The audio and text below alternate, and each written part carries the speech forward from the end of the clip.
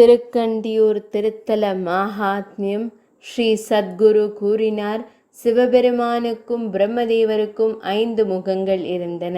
அதிலிருந்து பிரம்மதேவர் பிரபஞ்சத்தின் அதிபதியாக பிறந்தார். தாமரையில் பிறந்த இறைவன் இந்திரன் உட்பட அனைத்து தேவர்களையும் அழைத்தார். சத்திய உலகில் படைத்தவர் இந்த பெருமையான வார்த்தைகளை பேசினார். பிரம்மதேவர் கூறினார், தேவர்களின் தலைவரே, நான் வேதங்களின் வடிவம் என்பது அனைவரும் அறிந்ததே. வேதங்களை பற்றிய உங்களது அறிவும் 3 உலகங்களிலும் பரிபூரணமானது. ருத்ரன், விஷ்ணு, இந்திரன், வாயு, அக்னி, யமன் மற்றும் சூரிய கடவுள். நான் சொன்ன அனைத்து கடவுள்களும் உண்மையில் பிராமணர்களால் வணங்கப்படுகிறார்கள். கௌரி பதிக்கு இருப்பது போல் எனக்கும் 5 முகங்கள் உள்ளன. ஆயினும் எல்லா தேவர்களும் பெரிய இறைவனாகிய என்னை அறியவில்லை. எனவே என்னை புறக்கணித்ததற்காக நான் உலகத்தை சபிப்பேன். ஏனெனில் நாத்திகத்தில் ஒருவரின் மனதை வேதத்தின் பாதையிலிருந்து விலக்க வேண்டும்.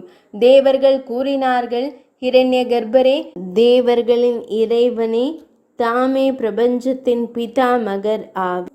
ஜீவர்களின் தந்தையின் தந்தையாவீர். ஆண்டவரே, இந்த அறியாத மக்களின் இந்த குற்றத்தை மன்னியுங்கள். உங்கள் வாயிலிருந்து மகாதேவர் மகேஸ்வரர் பிறந்தார். அதற்கும் தாங்கள்தான் தந்தை என்பதில் ஐயமில்லை. ஸ்ரீ சத்குரு கூறினார். இதை கூறிவிட்டு படைப்பாளியான கைலாயத்தின் சிகரத்திற்கு சென்றனர். தேவேந்திரனும் மற்ற தேவர்களும் பிரம்மதேவரின் பெருமையை வெளிப்படுத்தினர். அப்போது சிவபெருமானும் பினாகியும் அனைத்து தேவர்களையும் நோக்கி பேசினார்கள். முனிவர்களின் வட்டத்தில் அவர் நீல நிற கழுத்துடன் ஒரு ஈட்டி மற்றும் ஒரு காளையின் கொடியை அணிந்திருந்தார். ருத்ரர் கூறினார், நான் மந்திரங்களால் ஆன முனிவர்களால் வரையறுக்கப்பட்ட பரமபுருஷ பகவான். சத்யோஜாதத்தில் தொடங்கும் மந்திரங்கள் உண்மையில் எனது 5 முகங்கள். உறுப்புக்கள் 100 ருத்ரர்கள். நான் 8 வடிவங்கள். நான் முழு பிரபஞ்சத்தையும் வியாபித்து அகங்காரத்தின் வடிவத்தில் மனிதர்களுக்குள் இருக்கிறேன். பிரம்மனின் 5 வளைவுகளையும் விரிவாக விளக்குகிறேன். 4 வேதங்கள் மட்டுமே அவற்றின் வாயை கொண்டவை என்பதில் சந்தேகமில்லை. பிராமணனின் 5வது முகம் பேதமும் வேதமும் ஆகும். அனைத்து உலகங்களின் நலனுக்காக நான் அதை என் நகத்தால் அகற்றுவேன். வேதங்களின் வழியை காக்கவும் பிராமணத்தை காக்கவும். இவ்வாறு தெய்வீக ஆடைகளை அணிந்த சிவபெருமான் பைத்தியக்காரரை போல் உலகில் சுற்றித் திரிந்தார். காவிரி ஆற்றின் தென்கரையில் ஒரு பயங்கரமான பெரிய காட்டை அடைந்தார். கணவனின் சாபத்திலிருந்து விடுபடுவதற்காக பவானி கேட்ட சடங்கு செய்யப்பட்டது. மண்டையை நிரப்பி சாப விமோசனம் பற்றி பேசினார். கௌரி, லக்ஷ்மி, வாணி, ஸ்வாஹா மற்றும் ஸ்வதா ஆகியோரும் குறிப்பிடப்பட்டனர். சசியின் மண்டையில் கூட அன்னதானம் நிரம்பவில்லை. அந்த நேரத்தில் அனைத்து கீர்வாணரும் பரமபுருஷ பகவானை வேண்டினர்.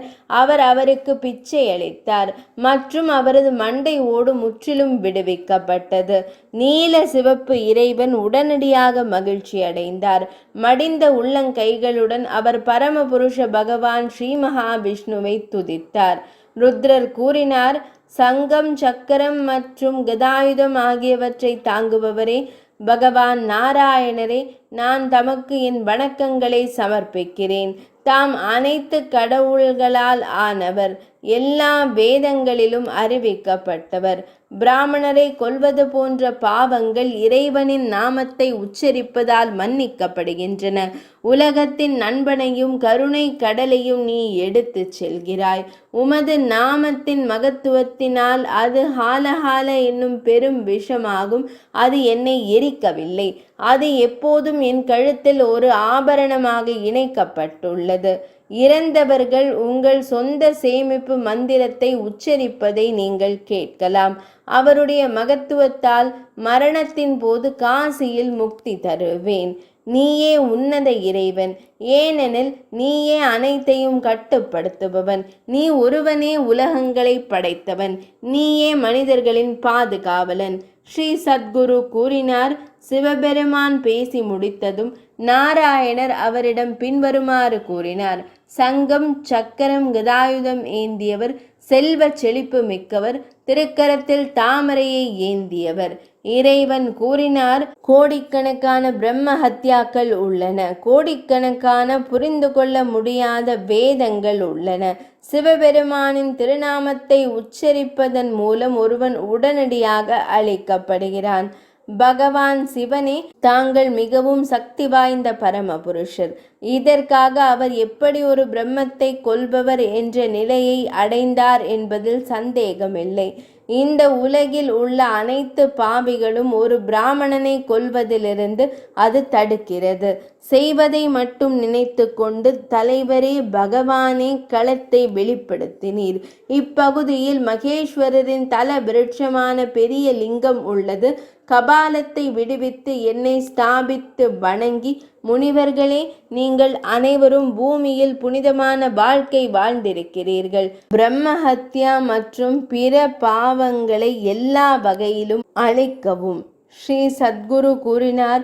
இதை கூறிவிட்டு ஸ்ரீ மகாவிஷ்ணு பகவான் பிரம்மதேவர் மற்றும் சிவபெருமான் ஆகியோருடன் மறைந்தார். இவ்வாறே அனைத்து தேவர்களும் மிகுந்த மகிழ்ச்சியுடன் ஸ்வர்க்கத்திற்கு திரும்பினர்.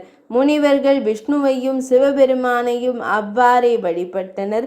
அன்றிலிருந்து இவ்வுலகின் தலையானது துணுக்குகளின் பெரும் நகரமாக விளங்குகிறது.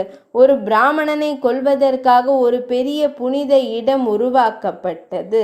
ஈசனாரின் சாபத்தை தீர்த்த பெருமாள் இந்த இடத்தில் ஆலயம் கொண்டிருக்கிறார். வழிபடும் பக்தர்களை எப்போதும் காத்தருள்கிறார். திருக்கண்டியூர் திருத்தல மாகாத்மியம் இனிதே நிறைவடைந்தது.